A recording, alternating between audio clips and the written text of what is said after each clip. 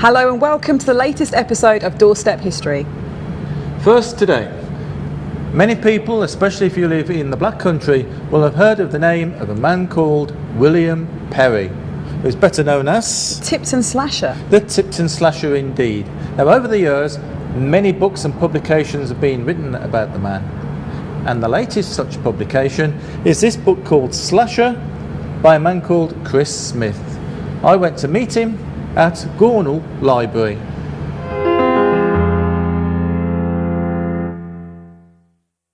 Tell me a little bit about why you became interested in the TIPTON Slasher. Well, about 10 years ago, myself and my wife got together and started writing and producing a thing called Village Voice, which is a community magazine.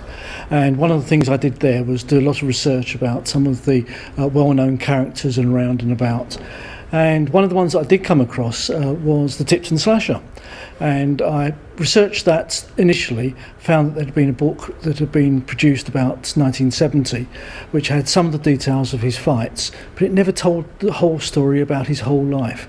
So consequently, what I wanted to do was to try to research that, find out what he did in between his fights, because he only had sort of half dozen fights in almost 20 years. So what on earth does a bare knuckle fighter do in the meantime? And so I researched it. It took about 2 years to research, looked through various newspaper archives, went up to Manchester because I found that he lived up in Manchester for a couple of years, went down to London where he was based for a lot of his fighting career, and put together the story behind the story of his fighting. The TIPTON Slasher started fighting when he was only 16 years of age, and he'd gone down to London as a navigator, digging out the canals and the railways down there, and he fought a big Irish bully called Barney Geraghty, and they decided that they were going to fight over in Wimbledon Common. But unfortunately the police turned up together with about 2,000 spectators. But they had to move then to Mortlake, and again the police turned up there. So then they ended up on a private estate in Chelsea, where Barney Geraghty, despite the fact he was much older, much more experienced, larger and heavier, was beaten wholly by the TIPTON Slasher. Although even then he wasn't known as the TIPTON Slasher. He became known as the TIPTON Slasher when he came back to the Midlands and took on Ben Spilsbury, who was the Birmingham champion at that time. And again they had a fight down towards Walsall, and what happened there was, again, the TIPTON Slasher managed to win very easily. And in the write-up afterwards, one of the local journalists said that he was really the TIPTON Slasher because of his slashing blows. Now coming to the centre of Tipton, and this is the park that contains the statue of William Perry. He got involved with a whole range of really interesting people. When he first went down to London, it was under the management of a guy called Johnny Broome, who himself was from Birmingham, but he'd moved down to London and ran a pub down there, and he managed a number of boxers, including Harry Broome, his younger brother. And he was quite a character, and it ended up with him actually being involved in a major scandal to do with card sharping, and he fled to Belgium and had to be brought back, but luckily he got off that, because otherwise if he'd been found guilty he would have been transported to Australia. So he got away with that, but he was almost been warned off a couple of the race courses, and certainly there was some doubt about his expertise in telling boxers how they should take on a fight, because when he arranged the first major fight for the TIPTON Slasher, which was against a 7-foot American called Charles Freeman, it seems that he gave the Slasher all the wrong advice as to how to play the fight, and consequently, admittedly very narrowly, but the TIPTON Slasher actually lost it. It was found out, however, afterwards that Johnny Broome had invested a large amount of money on Charles Freeman actually winning the bout. After the fight with Charles Freeman, the two of them became quite good friends. Now, Charles Freeman at that time was being called champion of the world, although there's some doubt as about whether he really was the champion of the world, but certainly that was what the publicity said. And as a consequence, they ended up, both of them, being invited to some very posh parties up in London. And through that, the Tipton slasher, William Perry, actually managed to meet a whole range of very, very interesting people, including, for example, Charles Dickens. And it seems that in some of Charles Dickens' books, there's some fight sequences that seem to be taken directly from some of the fights that William Perry, the Tipton slasher, actually had. There are other people as well. There was a famous actress called Ada Menken, who isn't particularly well known these days, but at the time she was the best paid actress in the world, whereas some actresses were only getting £5, £6, £7 every week for their performances. She was getting £200 or £300. And her fame came from the fact that she took the part of Mazeppa in a play in that name, and at the end of it she would ride across the stage on a horse. Unfortunately as well, that she was wearing a body stocking, so it looked as if she was naked. And those were in the days when, of course, if a woman showed her ankle, she was thought of as a real hussy. Unfortunately for William Perry, he decided to have one last fight. That fight changed his life forever. On his very last fight, and he'd already said that it was going to be his last fight, he was champion of England at the time, and he'd been challenged by a young lad called Tom Sayers from Brighton. And the two of them fought, and everybody, including in particular the Tipton slasher, thought that he was going to win relatively easily. Well, the Tipton slasher decided that what he was going to do was that he was going to put all his money on himself to win. He mortgaged his pub that he was running over in West Bromwich. He sold up all his goods, and he thought that he was going to literally clean up. Unfortunately, Tom Sayers had a different view, and consequently what happened was that whether the Tipton slasher himself wasn't feeling proper at the time, whether he was ill prepared because he was overconfident, we don't know, but certainly that he got a real pasting. Indeed, so much so that at the end of the bout that both his eyes were closed, his nose was broken, his mouth was very badly swollen, and it is thought possibly that he was punch drunk and actually had some brain damage as well. But it did mean that when he lost absolutely everything. And so consequently, when he went back home, on the way back from where the fight had been held into London, from the appreciative crowd, there was £22, 10 shillings was raised. Round the pubs in London, almost another £100 was raised, and about the same amount was raised up in Tipton. And with that, he managed to get a pub over in Wolverhampton, the old Bricklayers Arms. But then he found that he couldn't really concentrate on anything at all. And again, that's one of the reasons why it's thought that he may well have had some sort of brain damage. But the pub went bust. He unfortunately couldn't make it pay. So he ended up going back to the canals, which is exactly where he'd started. After his demise, he returned here to the canal basin, where he continued to work. A bit later on, his wife, Anne Maria, who he loved obviously very dearly, she had got cancer, and she was ill for a period of time, and eventually she died in March of 1880, and he died in the December. It was said partly of a broken heart because of her death, partly because he was so angry that he'd lost everything and that he couldn't provide for her, and partly because he had taken to drink as well. So unfortunately he died. He was buried up at St John's Church in Cates Hill alongside his wife, and the reason for that was that her brother had actually paid for her to be buried there, because he was a local landlord and had very strong connections with Cates Hill. Today, the nearby Fountain Inn bears this portrait of the Tipton slasher. and a plaque records that William Perry used the venue for a time at least as his training headquarters. And the sign says he finally threw in the towel, so to speak, on Christmas Eve 1880 at the age of 61. The statue is a reminder of a man, a local man, who was champion of England in his chosen sport.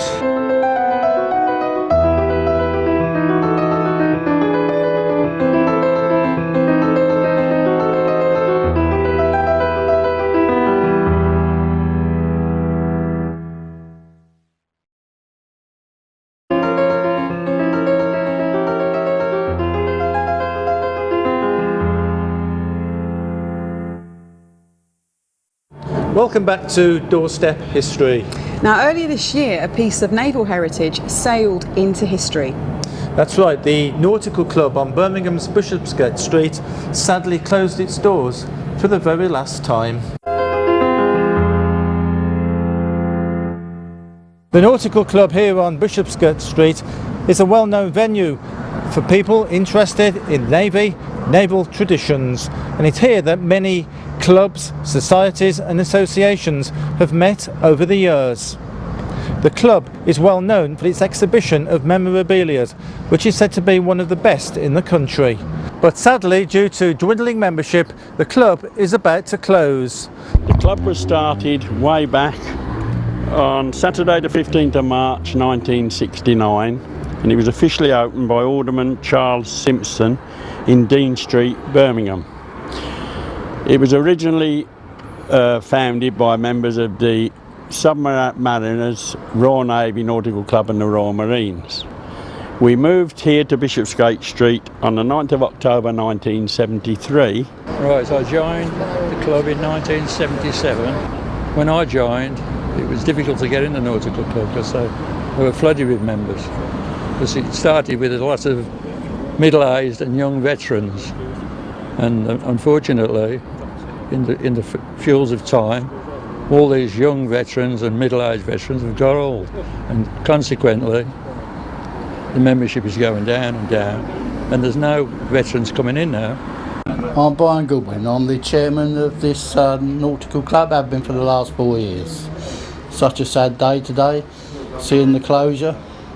We was hoping to go on for a few more years, but unfortunately not. This is the biggest naval museum outside a coastal town in England, and it's a shame to see it go.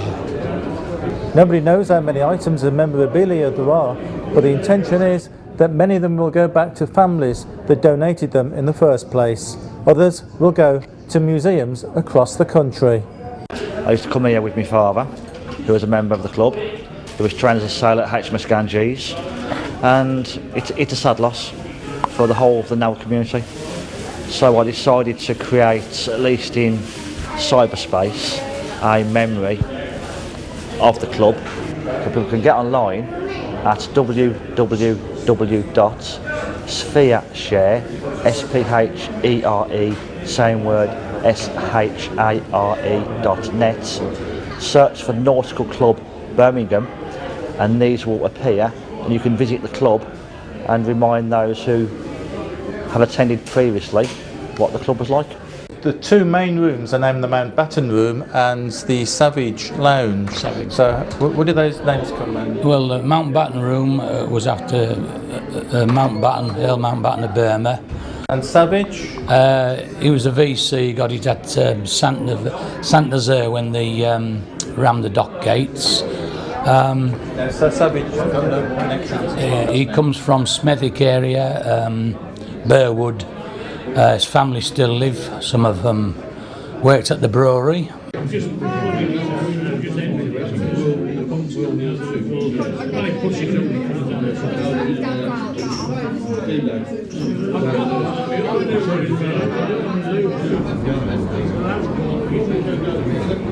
Why do you think people still like to meet up? I think it's the camaraderie of the HM forces. We're all of the same mind. We're very proud of our country, Queen and country, and some of our guys and girls serve King and country, and we always love to meet and talk of the old times and various problems old people have. Now I notice here HMS Fulmar 1946 on the bell, so what's the significance of the bell? The Fulmar bell comes from the Fleet Air Arm Station. It was brought into the club by Doc Holliday, who was our former secretary. Unfortunately, Doc crossed the bar, a fine man, and he was always very proud of his service in the Fleet Air Arm.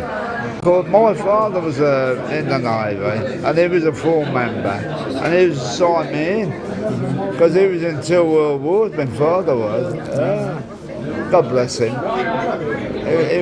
He was 84 when he went. So what about yourself then? What about your career? My two sons was in the Navy. Those members are Yeah. The Engine Room Association is a branch of the Navy, fondly known as stokers, or sweat rags. A lot of people call it sweat rags. And there was quite a few sweat rags in Birmingham at the time.